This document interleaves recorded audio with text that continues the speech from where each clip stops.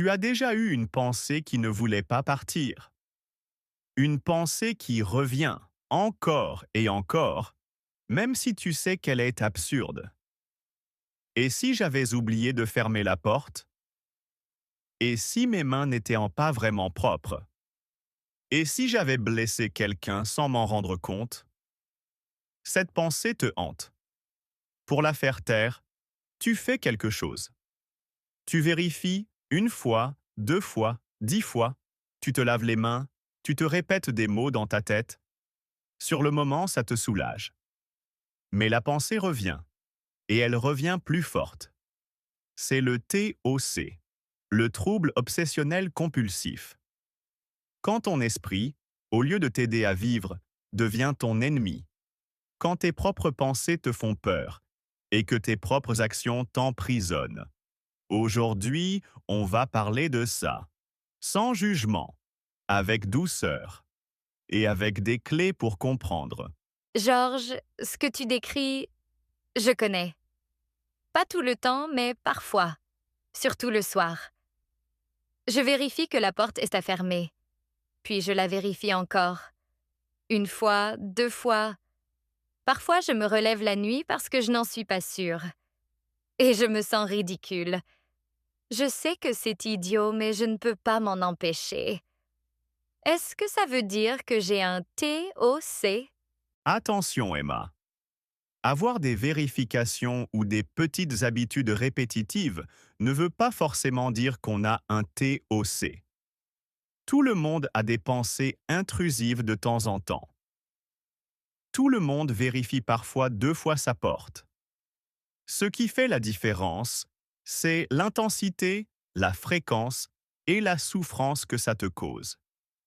Le vrai TOC, c'est quand ces pensées et ces rituels prennent beaucoup de temps chaque jour, quand ils t'empêchent de vivre normalement. Quand tu sais que c'est absurde, mais que tu ne peux pas t'arrêter. Selon l'INSERM, les TOC touchent souvent des sujets jeunes, parfois même des enfants. Et c'est une véritable maladie, pas un défaut de caractère. Donc si tu souffres vraiment, il faut consulter. Mais ce dont on va parler aujourd'hui, c'est surtout du mécanisme. Ce cercle vicieux qui transforme une pensée en prison. Explique-moi ce cercle vicieux, parce que je ne comprends pas pourquoi je vérifie plusieurs fois la porte. Je sais qu'elle est fermée.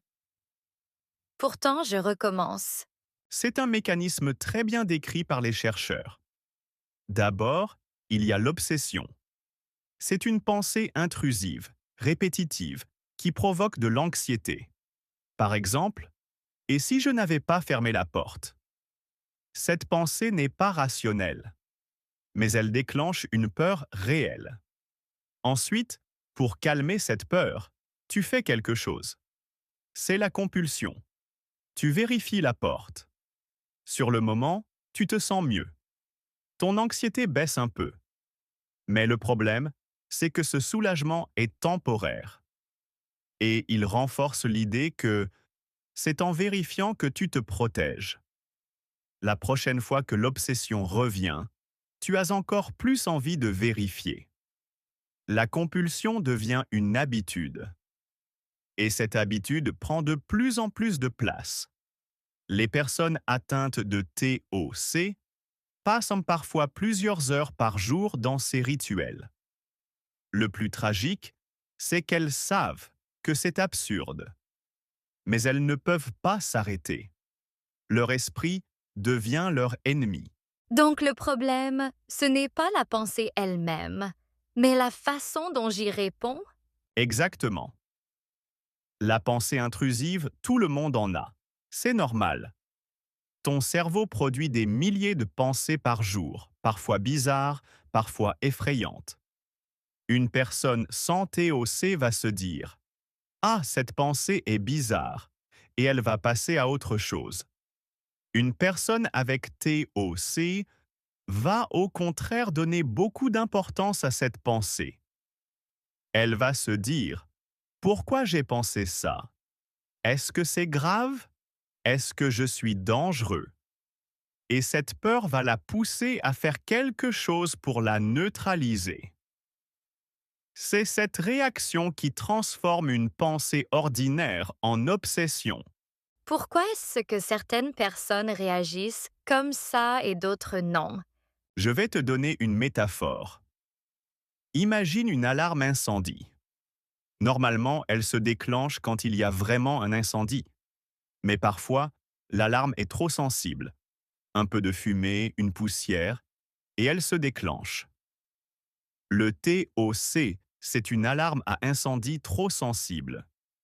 Tes pensées normales, un peu désagréables, déclenchent une alerte maximale. Tu te sens en danger. Alors tu fais quelque chose pour éteindre l'alarme. Tu vérifies, tu te laves, tu te rassures. Mais l'alarme ne se répare pas comme ça. Elle reste trop sensible. Et plus tu la déclenches, plus elle devient sensible.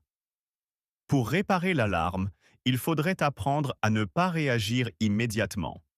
Laisser l'alarme sonner sans courir l'éteindre. Progressivement, elle se recalibrerait. C'est le principe de la thérapie ERP, exposition avec prévention de la réponse.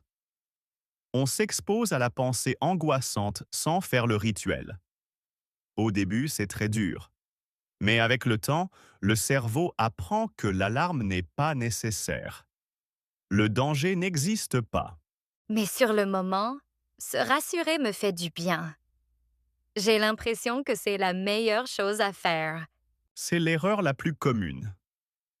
Et c'est la plus piégeuse. Parce que se rassurer donne un soulagement immédiat. Ton cerveau adore ça. Il en redemande. Mais à long terme, c'est la pire chose à faire. Pourquoi? Parce que chaque fois que tu te rassures, tu renforces la peur. Tu dis à ton cerveau, tu as eu raison d'avoir peur. Cette pensée était vraiment dangereuse. Et c'est grâce à ce rituel que tu es en sécurité. Donc la prochaine fois, la peur sera encore plus forte. Et le rituel encore plus nécessaire. C'est une addiction au soulagement temporaire. Fred Penzel, un psychologue spécialiste des TOC, dit une phrase très juste. Si tu veux y penser moins, pense-y plus. C'est contre-intuitif, mais c'est vrai. Plus tu fuis une pensée, plus elle te poursuit. Plus tu essaies de l'oublier, plus elle revient. La solution, c'est d'apprendre à la laisser passer sans réagir. C'est difficile, mais c'est le chemin de la guérison. C'est fascinant. Mais qu'est-ce qui se passe vraiment dans le cerveau? Le cerveau d'une personne avec TOC fonctionne un peu différemment. Les neuroscientifiques ont observé une suractivation dans certaines zones du cerveau, comme le cortex orbitofrontal, le striatum et le thalamus. Ces zones sont impliquées dans la détection d'erreurs et le contrôle des comportements. Chez une personne avec TOC, cette détection d'erreur est trop active. Elle envoie sans cesse des signaux d'alarme. C'est comme si le cerveau disait ⁇ Attention, quelque chose ne va pas, corrige tout de suite ⁇ et la personne obéit en faisant des compulsions. Mais il y a une bonne nouvelle, et elle est très importante. Le cerveau change. Il a une propriété formidable qu'on appelle la neuroplasticité. Le cerveau peut créer de nouveaux chemins, affaiblir les anciens. Quand on apprend à ne pas réagir aux obsessions, quand on résiste aux compulsions, on modifie progressivement ses circuits cérébraux. Les connexions qui créent l'anxiété s'affaiblissent. D'autres connexions, liées au calme et à l'acceptation, se renforcent.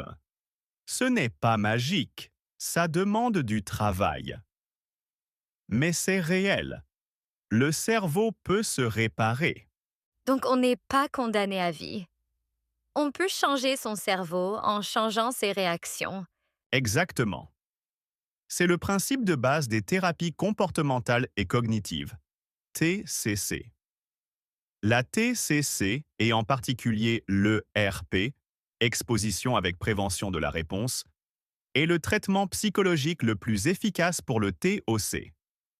Elle ne consiste pas à parler de son enfance. Elle consiste à apprendre de nouveaux comportements, à casser le cercle vicieux. Et grâce à la neuroplasticité, ces nouveaux comportements transforment le cerveau. Tu as parlé de Fred Penzel. Qu'est-ce que d'autres auteurs disent du TOC? Fred Penzel, le spécialiste que j'ai cité, donne un conseil essentiel aux personnes atteintes de TOC. Attendez-vous toujours à l'inattendu. C'est une manière de dire, ne cherchez pas à tout contrôler. L'incertitude fait partie de la vie. Apprenez à vivre avec. John Hirschfield, un autre spécialiste du TOC, a écrit un livre sur la pleine conscience, mindfulness, appliquée au TOC. Il explique qu'au lieu de lutter contre les pensées obsessionnelles, on peut les observer sans y réagir. Comme des nuages qui passent dans le ciel. On les voit, on ne les attrape pas. Cette approche aide beaucoup de personnes à réduire leurs compulsions. Et James Clear, bien qu'il ne parle pas directement du TOC, a une phrase qui s'y applique parfaitement. Dans Atomic Habits, il dit « Vous ne vous élevez pas au niveau de vos attentes, vous tombez au niveau de vos systèmes. » Appliqué au TOC, ça donne. Ce qui maintient le TOC, ce n'est pas votre volonté ou votre caractère. C'est le système que vous avez mis en place, votre manière de réagir aux pensées. Changez le système et les symptômes diminueront. Ces citations sont fortes. Elles disent qu'on peut agir même quand on ne contrôle pas les pensées. Oui, le TOC, c'est une maladie de la réaction, pas de la pensée. Les pensées, on ne les choisit pas. Mais on peut choisir comment on y répond. Je vais te donner un exemple tout simple, celui de la porte. Ce soir, je ferme ma porte à clé. Je vérifie une fois, c'est fermé. Je m'éloigne. Mais mon cerveau me dit « Es-tu vraiment sûr ?» Il faut revérifier. Je revérifie. C'est fermé. Je m'éloigne à nouveau. Mon cerveau me dit « Et si tu avais mal regardé? Et si la clé n'avait pas bien tourné ?» Je peux vérifier 5 fois. À la fin, je suis fatiguée, frustrée, et je n'ai même plus confiance en mes propres yeux. Ce que tu décris est un cas très classique de TOC de vérification. Le problème, c'est que plus tu vérifies, moins tu fais confiance à ta mémoire. La première vérification, ta mémoire te dit « C'est bon, c'est fermé ». Mais après la deuxième vérification, ta mémoire commence à douter. Elle confond les différentes vérifications. Et plus tu vérifies, plus le doute grandit. C'est un piège. Pour t'en sortir, il faudrait t'arrêter de vérifier après la première fois. Accepter le doute. Vivre avec l'incertitude. Mais c'est très difficile, surtout si tu fais ça depuis longtemps. Donc ce qu'il faudrait, c'est fermer la porte une fois et partir même si je ne suis pas sûre? Oui, c'est exactement ça. C'est ce que les thérapeutes appellent la prévention de la réponse. Tu t'exposes à l'anxiété, ne pas vérifier, sans faire le rituel, vérifier. Au début, l'anxiété monte. C'est désagréable. Mais si tu tiens bon, l'anxiété finit par redescendre toute seule. Ton cerveau apprend qu'il n'y avait pas de danger réel. Et la prochaine fois, l'anxiété sera un peu moins forte. C'est le processus d'habituation. Il faut du courage pour commencer. Mais ça marche. J'imagine que pour les vraies personnes atteintes de TOC, ce n'est pas facile du tout. Mais est-ce qu'il existe des méthodes simples qu'on peut essayer? Oui, mais attention, Le vrai TOC sévère nécessite l'aide d'un professionnel. Ce que je vais te donner, c'est une méthode inspirée de la TCC et de la pleine conscience. Je l'appelle la méthode acceptée. Elle peut aider pour les petites obsessions du quotidien. A. Accueille la pensée sans lutter. Ne dis pas «cette pensée est horrible, je ne veux pas la voir». Dis «cette pensée est là, c'est tout». En l'accueillant, tu lui enlèves son pouvoir. C. Calme ta respiration. L'anxiété accélère ta respiration. Prends 3 respirations lentes pour calmer ton corps. Un corps calme aide un esprit calme. C. Construis une distance. Dis-toi, ce n'est pas moi qui pense cette pensée. C'est mon TOC qui me parle. Sépare-toi de la pensée. La pensée n'est pas un ordre. E. Expose-toi progressivement. Si tu as peur de ne pas avoir fermé la porte, ne vérifie qu'une seule fois, puis éloigne-toi. Laisse l'anxiété monter. Tiens bon 5 minutes. Tu verras, elle redescend. P. Préviens la réponse. Ne fais pas le rituel. Résiste. Si tu vérifiais 10 fois, vérifie 9 fois aujourd'hui, puis 8 fois demain. Descends petit à petit. T. Trouve une autre activité. Pour ne pas ruminer, occupe ton esprit avec autre chose. Lis un livre, regarde une série, appelle un ami. Ne reste pas à attendre que la peur passe. E. Encourager les petites victoires. Chaque fois que tu résistes à une compulsion, célèbre-le. Dis-toi, je suis plus fort que mon TOC. R. Rappelle-toi que tu n'es pas seul. Le TOC touche beaucoup de personnes. Parler de ce qu'on vit à un professionnel ou à un groupe de parole peut être très libérateur. Le TOC, c'est toujours la vérification ou le lavage de mains, ou il y a d'autres formes. Il y a énormément de formes différentes.